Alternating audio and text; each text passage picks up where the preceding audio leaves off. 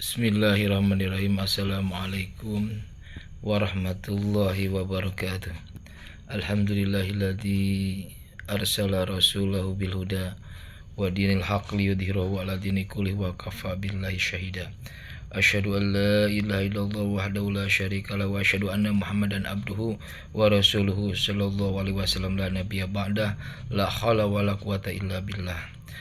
Rabbi shrah li sadri wa yassir li amri wahlul 'uqdatam min lisani yafqahu qouli. Alhamdulillah pada malam hari ini, yaitu malam pertama bulan Muharram 1438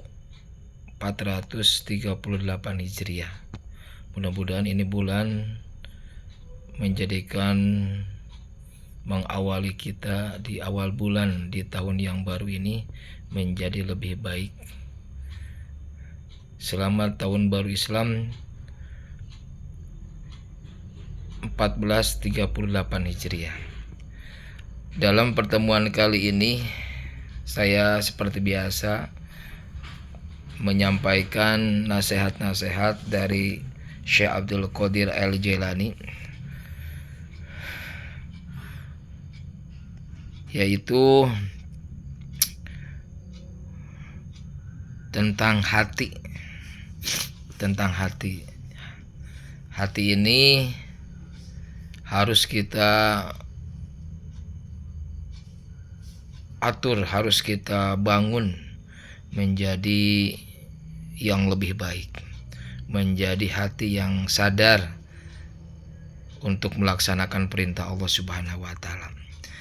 Begini menurut nasihat Syekh Abdul Qadir Al-Jailani, janganlah engkau sadar setelah mati, karena sadar setelah mati itu tidak ada gunanya. Jadi kalau sadar setelah mati itu tidak ada pertanggungjawaban amal. Ya, tidak ada pertanggungjawaban amal. Tapi sadar sebelum mati, sadar sekarang di dunia, itu adalah sadar yang luar biasa. Ini adalah salah satu pembahasan mengenai hati. Kapan hati kita mau sadar?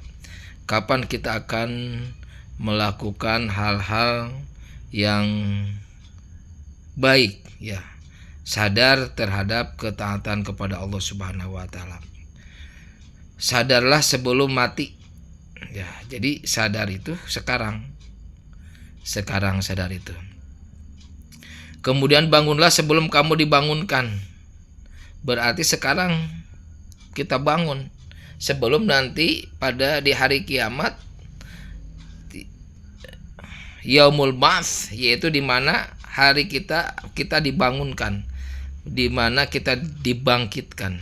Maka perbaikilah hati kita. Bangunlah sebelum kamu dibangunkan. Sadarlah sebelum mati.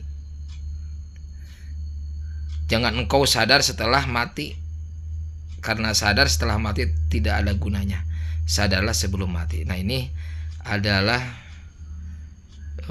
salah satunya diawali dengan memperbaiki hati, supaya kamu tidak menyesal pada hari penyesalanmu di akhirat yang tidak berguna. Maka perbaikilah hatimu. Jadi mari kita perbaikilah hati kita supaya menjadi qalbun salim, yaitu hati yang selamat. Sesungguhnya jika hatimu baik, maka seluruh keadaanmu akan menjadi baik. Jadi kalau hati kita baik, insya Allah seluruh badan kita, keadaan kita akan menjadi baik pula. Kalau hati kita jelek, maka keadaan pun, seluruh badan pun akan menjadi jelek. Maka perbaikilah hati kita, sebagaimana sabda Rasulullah Shallallahu Alaihi Wasallam, "Ibni Adama mudghatun idza saluha laha sairul jasadihi wa idza pasada laha sairu jasadihi ala wahyal qalbu." Dari anak Adam ada segumpal daging, bila ia baik akan baik seluruh jasadnya, dan bila ia buruk akan buruklah seluruh jasadnya. Ingat, itu adalah hati.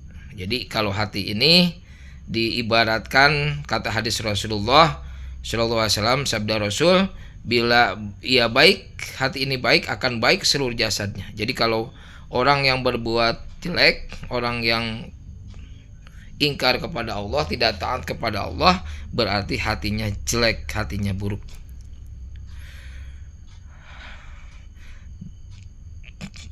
Dan apabila ia buruk, akan buruklah seluruh jasadnya. Ingatlah, ia adalah hati. Nah, hadis Rasulullah SAW ini, hati dikatakan baik bila diisi dengan takwa, tawakal, tauhid, dan ikhlas dalam semua amalan. Jadi hati yang baik kan berarti ada dua. Atau ada dalam hadis tersebut ada hati yang jelek, ada hati yang baik. Hati yang baik di dalamnya ada takwa. Apa itu takwa? Menjalankan perintah Allah dan menjauhi larangannya. Itu salah satunya ciri dari hati yang baik, yaitu menjalankan perintah Allah dan menjauhi larangannya. Kemudian tawakal, menggantungkan seluruhnya kepada Allah Subhanahu wa taala. Apapun kita harus menggantungkan diri, menggantungkan apapun kepada Allah. Jangan menggantungkan selain Allah. Kalau menggantungkan selain Allah, itu namanya musyrik. Kalau sifatnya syirik, yaitu menyekutukan Allah. Jadi tawakal itu menggantungkan segala apapun kepada Allah Subhanahu wa taala. Nah, itu adalah disebut hati yang baik. Kemudian tauhid, mengesahkan Allah.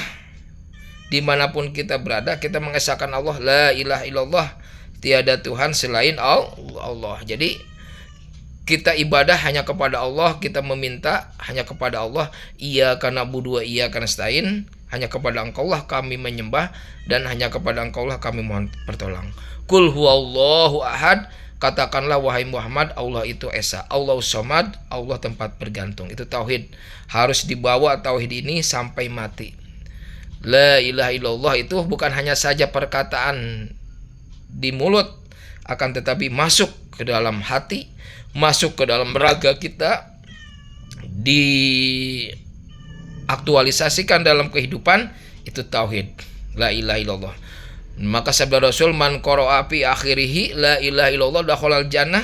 Barang siapa di akhir hayatnya, dalam kehidupannya, nanti di akhir hayat hidupnya mengatakan la ilaha illallah dalam akhir hidupnya, dakhalal jannah, maka dia akan dimasukkan ke dalam surganya Allah Subhanahu wa taala. Kemudian ikhlas kepadanya dalam semua amalan, itu adalah hati baik. Ikhlas itu adalah tarkuria minatoah, meninggalkan sifat ingin dipuji dalam ketaatan. Jadi semuanya harus ikhlas karena Allah, itu disebut hati yang baik. Jadi hati yang baik itu, ini ada orang kan kamu mah hati yang baik, maneh mah hatena alus. Nah, maneh mah hatena alus aya boga ciri teu, kahiji takwa, kadua tawakal, katilu tauhid, kaopat ikhlas. Lamun eta opat eta, keempat itu menjadi rujukan takwa, tawakal, tauhid, dan ikhlas, insya Allah hati kita akan menjadi baik. Tapi kalau hati kita belum takwa, belum menjalankan perintah Allah, menjauhi larangan Allah, belum tawakal kepada Allah, belum tauhid, belum ikhlas, maka itu disebut bukan hati yang baik, masih hati yang jelek. Mudah-mudahan kita menjadi termasuk qalbun salim, yaitu hati yang selamat, hati yang baik. Bila tidak ada sifat-sifat tersebut, berarti hati dalam keadaan rusak. Jadi kata Syekh Abdul Qadir Al-Jailani, kalau hati itu tidak mempunyai sifat seperti itu, berarti hatinya rusak. Mudah-mudahan pembahasan dalam kesempatan ini, bagaimana kita ingin menjadi kekasih Allah, yaitu kita harus memperbaiki hati kita menjadi hati yang baik. Dan mudah-mudahan kita selalu menjadi murid beliau Syekh Abdul Qadir Al-Jailani dan mendapatkan syafaat Rasulullah sallallahu alaihi wasallam. Wa iyyakum sawaban paminallah wa iyyakum pamini. Assalamualaikum warahmatullahi wabarakatuh.